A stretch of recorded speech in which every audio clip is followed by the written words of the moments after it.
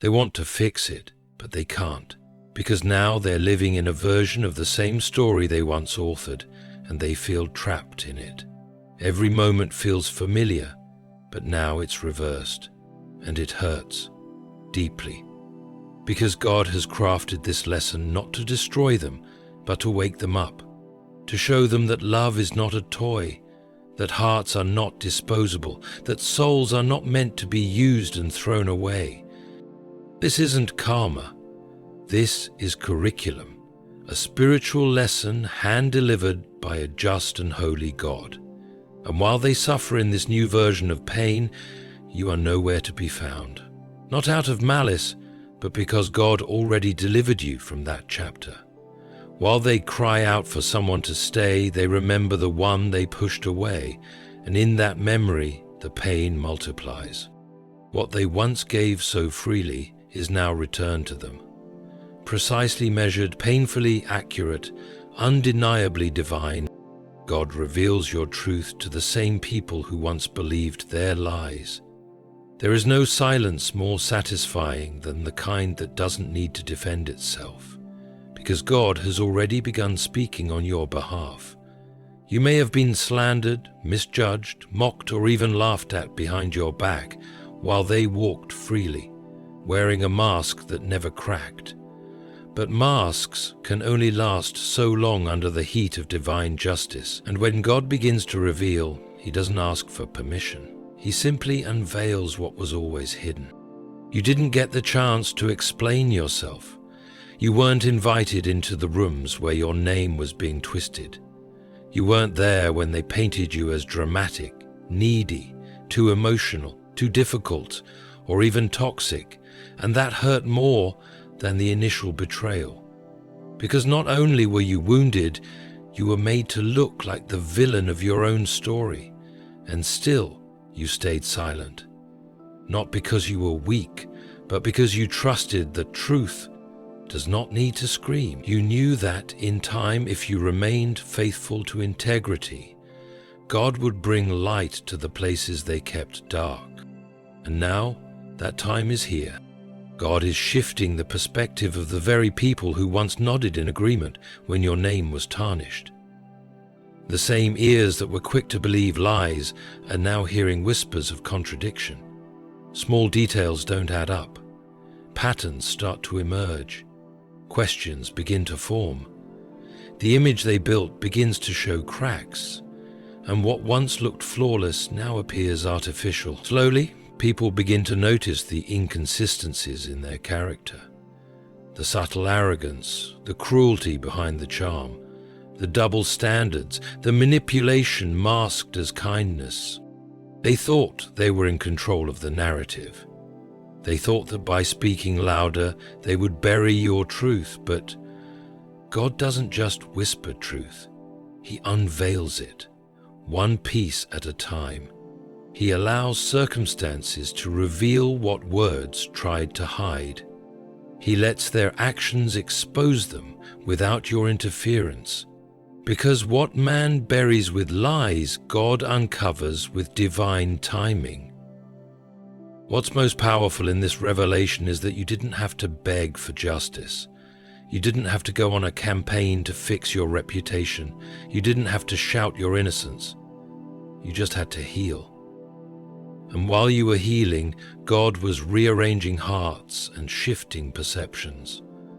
Quietly, strategically, perfectly. Because true vindication is never rushed. It is revealed in the presence of those who once turned away.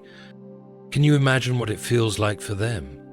To realize the image they created is crumbling in front of the audience they once convinced.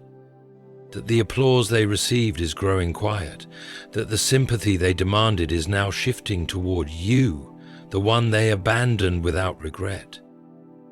It is not your voice that's doing it, it's God.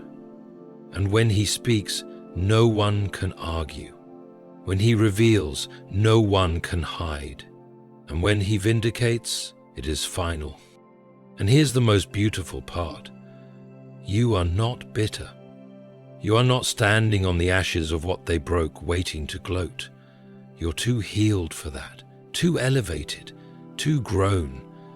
Because vindication isn't about revenge, it's about restoration. It's about finally being seen, not as a victim, but as a soul who survived what others thought would destroy you. And now, those who judged you too soon are silently repenting in their own minds. This is what divine justice looks like. Not dramatic confrontations, not loud apologies, but quiet shifts in loyalty, subtle changes in how people speak your name, unexpected acknowledgments of your truth without you having to utter a single word. That is God. That is grace. That is truth returning to its rightful place. And they, the ones who hurt you, now watch as their lies unravel, as the story they built begins to fall, as the people they once fooled begin to see. And that realization, that exposure, that unraveling, it tastes just like the pain they served, because this time it's not about them walking away. It's about others walking away from them.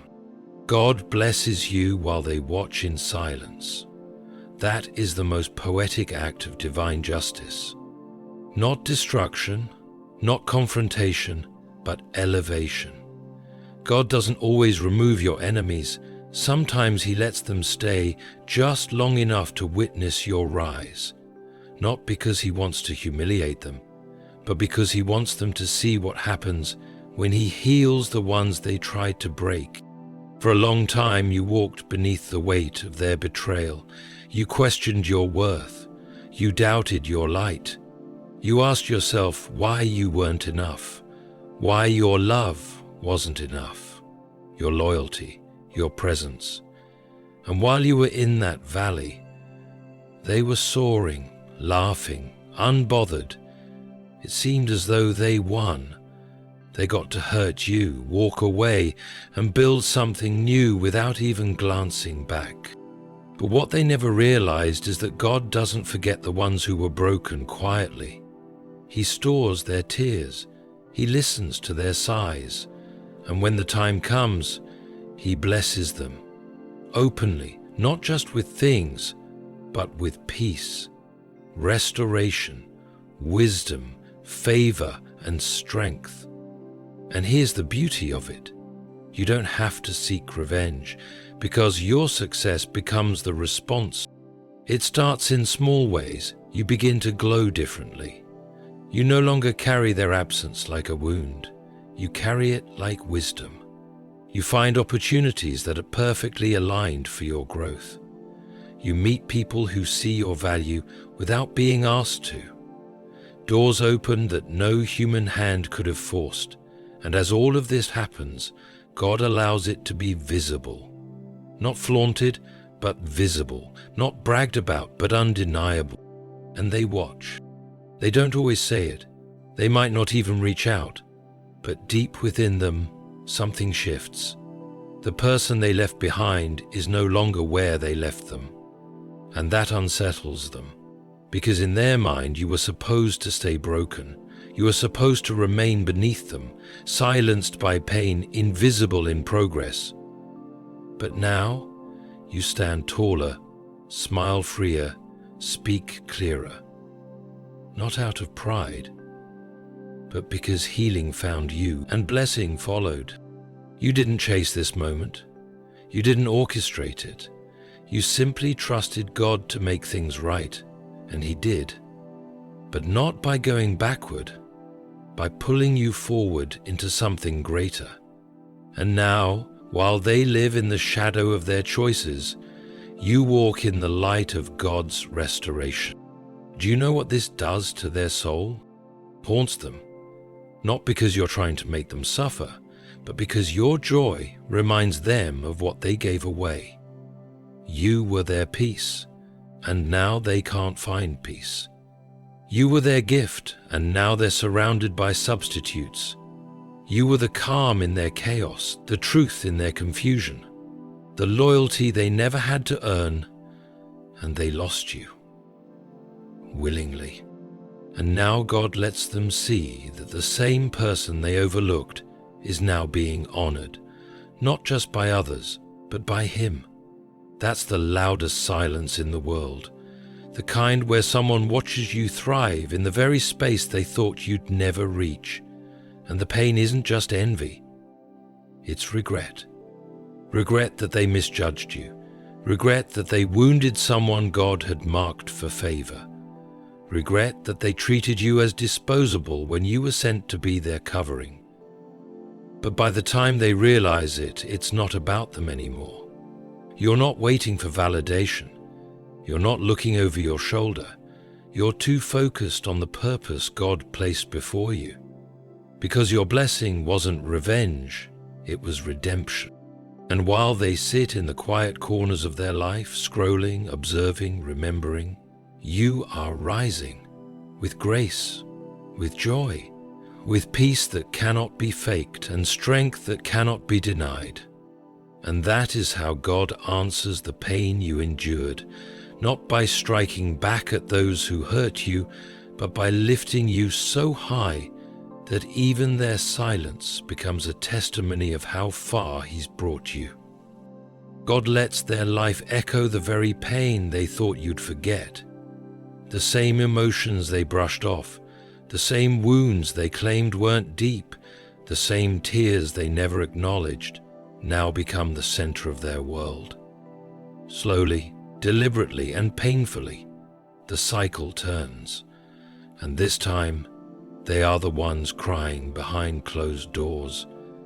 They are the ones begging in silence for someone to see them, to choose them, to care enough to stay. But no one hears, because now they are tasting the exact flavor of what they once served, without remorse. When they hurt you, they walked away with the confidence of someone untouched. They convinced themselves that time would wash away your pain, that you would move on quietly, and that what they did would be forgotten like dust swept into the corners. But they were wrong, because God is not just a comforter. He is a revealer, a restorer, and yes, a righteous judge. He didn't let your pain vanish into the void. He let it echo, not to torment you, but to return it to the sender in a way only heaven can orchestrate. And so it begins, the slow unraveling of peace. The things that used to satisfy them suddenly feel hollow. The laughter they once found in others becomes forced. The affection they once received begins to disappear. The stability they stood on starts to crack beneath them. But most importantly, the confidence they had, the belief that what they did to you would never catch up with them, begins to tremble, because the pain that once lived in you now finds its way into their life, situation by situation, relationship by relationship. What they once called you too sensitive, too emotional, too needy becomes the exact words thrown at them now. They are dismissed with the same coldness. They are ignored with the same cruelty. They are left behind with the same indifference. And only now do they begin to understand that what they did was not just a moment of selfishness. It was an act of deep betrayal, an assault on a soul that only wanted to love them. The ache they carry now is different because it carries memory. Every new wound they receive reminds them of the old wound they gave. Every betrayal they face echoes with your name. Every tear they shed now brings back the image of your silent pain.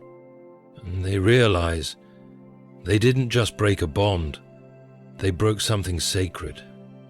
And now that sacred truth is returning to them, not with violence, but with clarity. They feel it in places they can't explain, in the emptiness that lingers after conversations, in the moments they scroll past your name but can't bring themselves to message you, in the haunting awareness that something is missing, not something, someone, you. the one who would have never let them feel like this, the one who stayed, loved, waited, hoped. You were the warmth, the light, the calm. And now, in your absence, they are left with the chill of consequences. But the pain isn't just emotional, it becomes spiritual. Because when God allows someone to feel what they refuse to see, it doesn't just teach, it transforms. If they're willing to listen, they will find humility. If they're not, the pain will deepen until they do. Because this is not punishment, it is justice shaped into redemption. And if they ever hope to break the cycle, they must first confess what they denied for so long. That they hurt someone deeply and walked away without care. This is how God restores order, not by handing out revenge, but by mirroring actions. So perfectly, so clearly, that the one who inflicted pain cannot escape the reflection. They become the version of themselves they once judged in you. They feel the very things they once claimed weren't real, and in that echo they are brought face to face with who they truly are. Meanwhile, you are no longer weeping, you are no longer waiting. You have healed in the sacred space God carved for you, and as they face the very storm they created, you are standing under a sky cleared by grace, because the one who endures pain with silence is always the one God defends with power. Your scars became prayers, your prayers became justice, and now justice echoes. The pain they thought was erased is now the pain they live with, not because you cursed them, but because you forgave them and left the rest to God. So now you understand, your pain was not wasted, and your silence was not weakness. It was trust. Trust in a higher justice. Trust in the unseen hand of God, who watches in stillness and acts with precision. You were hurt without regret, but you will be healed with intention.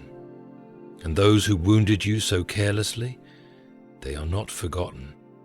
They are being shown piece by piece the depth of what they once dismissed. You don't need to explain. You don't need to seek closure. God has written it already into the unfolding of their days. Their peace will be interrupted. Their joy will be questioned. Their pride will be dismantled. Not by your hands, but by the very law of divine order. Because when you belong to God, injustice is never the end of your story. It may be a chapter, but it is not the conclusion. Let them taste the pain they served. Let them sit with the silence they gave you. Let them feel what you once carried alone. And as for you, rise, with peace, with purpose, with the quiet strength of someone who knows. God saw everything, and now He's responding. Some people wound you and walk away as if you were never bleeding.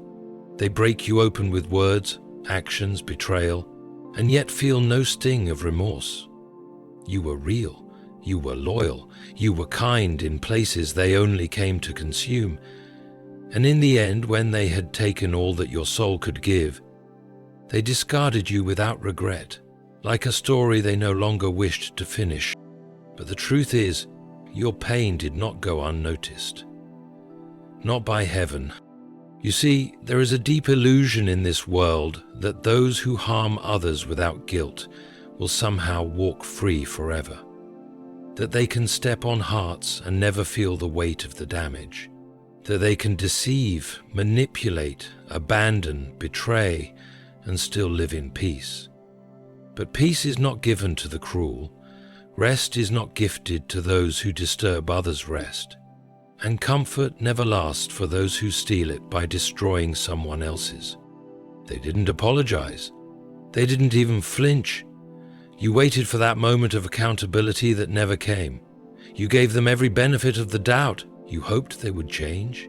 You prayed they would wake up. But they didn't. Because it's easy to sleep well when it's not your soul that's suffering. It's easy to be heartless when you've decided someone else's heart was never worth protecting. And still, you stayed silent, not because you were weak, but because you believed in dignity, in restraint. You believed that God saw, and that somehow, some way, divine justice would handle what human hearts refused to fix.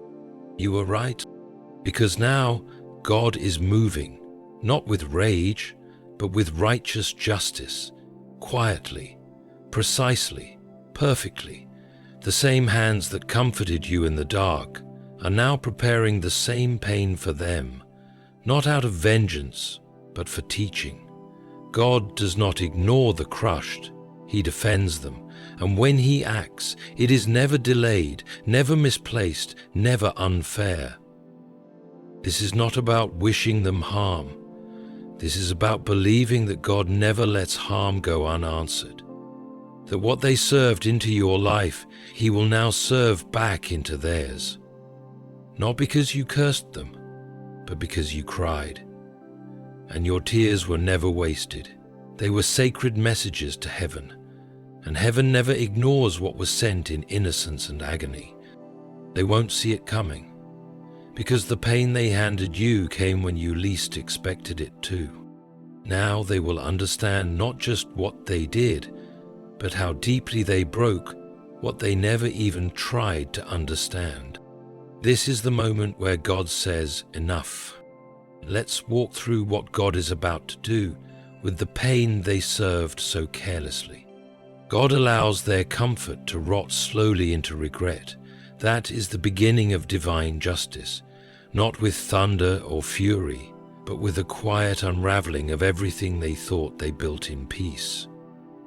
You see, when someone wounds another and walks away unbothered, they often step into a false season of comfort. They laugh louder, they post more, they act as if the person they hurt never mattered. On the surface, it looks like they're thriving, but what they don't know is that God does not begin with vengeance. He begins with delay. And in that delay He observes.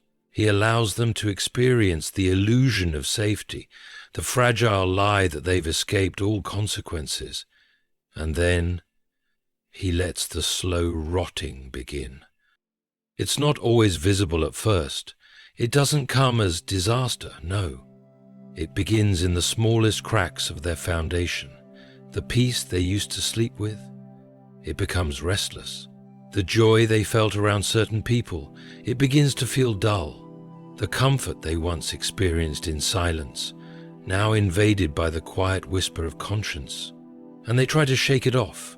They try to numb it with distractions, entertainment, validation, new relationships, busy schedules. But nothing sticks, because when the Spirit of God begins to disturb someone who hurt you, it is not to destroy them with fire. It is to dismantle their comfort with silence. Comfort is not neutral. It is either earned through peace or stolen through pain. And when it's stolen, when they built it on the ruin of someone else's heart, it is cursed from the beginning. God allows them to hold it, not because He approves, but because He is merciful, even in the delay of consequence. But mercy is never the absence of justice, it is the setup for it. That's why the most terrifying thing isn't immediate punishment. It's when nothing happens at all, when they think they've gotten away with it, when they smile in rooms they lied in, when they toast to their own escape, because what they don't know is that God allows them to keep walking, not to spare them, but to lead them right into the place where their comfort begins to rot. And what a holy rot it is. They begin to sense that something isn't right, that relationships feel empty, that their spirit is tired, that they've lost interest in the things that once thrilled them. And they don't understand it, because from the outside everything looks perfect. But that's the trick of divine justice. It begins on the inside, in the place no one else can see. God begins where humans can't interfere. He takes their false peace and turns it bitter. He lets their joy spoil. He lets their pride sit too long until it ferments into shame. And by the time they notice it, it's already too late. What they built on your pain has begun to collapse beneath them. Do you know why this matters? Because it proves that you never had to curse them. You never had to wish evil upon them. You never had to retaliate. All you had to do was survive. All you had to do was keep breathing through the pain they caused. Because the moment you chose silence over revenge, God chose justice over delay. He decided that your tears were sacred and their pride would not stand. And so he let their comfort become their curse, not through disaster, but through divine erosion. And when that comfort is gone, when regret begins to settle in their chest like a storm, they finally begin to feel what you felt. But it's different, because they are alone now, because they built this prison for themselves. And the worst part is, they can't even name why they feel so empty. They'll blame stress. They'll blame others. They'll even try to fix it with success. But nothing will cure the infection of regret once it begins, because when God decides to make someone taste the pain they served, He starts by draining the sweetness from every stolen joy. That's justice. That's restoration. And it's only just begun. God turns their silence into a mirror. That's how it begins. When the voices around them grow quiet, when the noise they once used to drown out their conscience fades into nothing. Silence to the one who carries guilt is not peace. It is a haunting, because it's in the silence that memory breathes. And God uses silence like a scalpel. It doesn't come to punish with noise. It comes to expose with stillness. They didn't flinch when they hurt you. They didn't pause when they walked away. They didn't lose sleep over your tears. Because back then their world was loud. It was full of distractions, of people affirming them, of moments too fleeting to think deeply. They had no time to reflect on your pain because they filled every gap with themselves. But God waits, and when the stage clears and the spotlight dims, He allows silence to settle, not as absence, but as invitation. An invitation to finally see who they are when no one is clapping, no one is watching, and nothing is left to run toward. This is where the mirror appears. It's subtle at first. A memory flickers while they're alone. A moment they thought they forgot returns with color and sound. Your voice, your face, the look in your eyes that day. The last thing you said when they dismissed your truth. And it doesn't fade, it lingers. It plays over and over in the theater of their mind, and it becomes harder and harder to ignore, because they didn't just hurt someone, they wounded someone who meant them no harm, and now God is making sure they feel the full weight of that truth. There is a reason God doesn't always respond with fire, because the coldness of silence burns slower. It seeps deeper, and it doesn't leave visible scars. It leaves internal ones, the kind that twist a soul from the inside out. That's the justice God uses when pride has deafened the heart. He removes every echo of applause. He silences every voice that once enabled their cruelty. And in that space, He whispers only one voice, the voice of truth. They will try to fight it. They'll turn up the music, the television, the conversations. They'll fill their life with surface-level connections just to avoid sinking. But every quiet moment is now a confrontation. Every break in the noise is a flash of the pain they caused. You were their victim, but now their memory is the one punishing them. And no one can run from what God places in their mind. Here's the beauty of divine silence. It teaches without violence. It doesn't seek to humiliate. It seeks to awaken. Because God is not interested in vengeance for vengeance's sake. He is interested in truth. And sometimes the most powerful way to bring someone to truth is to leave them alone with themselves. Because when all they have is their own mind, they finally see how dark it really is. It's easy to appear strong when surrounded by noise. It's easy to laugh off the past when there are people cheering for your future. But when the room empties, when the cheers stop, when even their reflection won't meet their eyes, that's when the reckoning begins.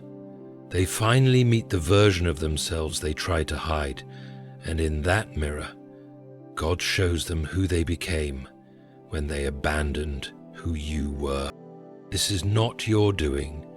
You didn't have to say a word. You didn't have to wish them pain. All you had to do was let go. And the silence that followed, that was God's voice, doing what your voice could never reach, not with anger, but with conviction. Because now they understand silence is not emptiness, it is judgment. Not loud, not dramatic, but steady, precise, divine, and every second they spend inside it, they are forced to remember the one thing they tried hardest to forget. You. God sends them someone who treats them exactly as they treated you. There is no teacher like experience and no mirror clearer than personal suffering. What they gave to you with indifference, they now receive with impact. What they dismissed as weakness, they now feel as betrayal. And what they once walked away from without care, they now chase, beg, and cry for, only to be denied in return. Not by you, but by someone God appointed to deliver the same medicine they served your heart. You see, they never understood the depth of what they did to you, not because they were incapable of empathy, but because they refused to slow down long enough to feel. They never sat in your tears, never questioned your silence, never looked back when you were quietly breaking. To them, your suffering was just noise, an inconvenience, a burden too heavy for their selfishness to carry, so they dropped it. They'd dropped you, but God never drops a moment, not a sigh, not a cry, not a sleepless night. Heaven recorded what they mocked, and in His justice, God does not just restore the wounded, He educates the unrepentant. And how does He do it? Through the very language they spoke best, experience. It starts subtly, a new relationship, a new friend, a new connection. Someone who enters their life with the same charm they once used. Someone who gives them hope, who mirrors your loyalty at the start, who makes them believe this time is different. And for a while it is, but slowly, painfully, that person begins to unravel. They start doing to them what they once did to you, ignoring, dismissing, taking for granted, playing with emotions, betraying in silence. At first, they deny it. It's not the same, they tell themselves. But deep inside, their soul starts to panic, because what once was so easy to do is now excruciating to endure. And they begin to recognize the pattern, the cold responses, the shift in tone, the slow withdrawal of affection. They chase what you once gave them freely, and now they're denied what they once wasted. And it breaks them, not because of the person doing it to them, but because the realization cuts deeper than they expected. That's when the mirror appears. God doesn't always use storms to teach. Sometimes He uses reflection, and the clearest form of reflection is when a person begins to feel exactly what they once made someone else feel. That is justice. That is mercy wrapped in discomfort. That is love expressed as correction. God is not being cruel, He is being just, because only through being on the receiving end can they ever grasp the weight of the damage they once caused. Do you know what's most haunting for them in that moment? It's not just the pain, it's the memory of you. You return, not in presence, but in conviction. Suddenly they remember the way you used to reach out, the look in your eyes when you were begging for honesty, the nights you stayed while they turned away. It all returns, but now they see it differently. Not from the perspective of the one who left, but from the one who's being left.